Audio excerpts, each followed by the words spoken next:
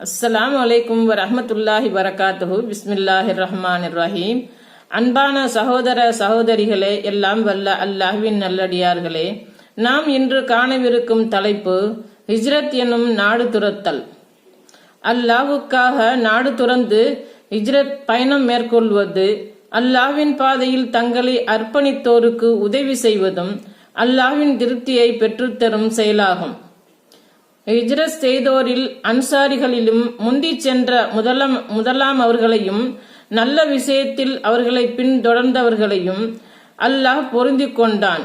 அவர்களும் அல்லாஹ்வை பொருந்திக் கொண்டார்கள். அவர்களுக்கு சொர்க்கச் சோலைகளை அவன் தயாரித்து வைத்திருக்கின்றான். அவற்றின் கீழ் பகுதியில் ஆறுகள் ஓடும். அதில் அவர்கள் என்றென்றும் நிரந்தரமாக இருப்பார்கள்.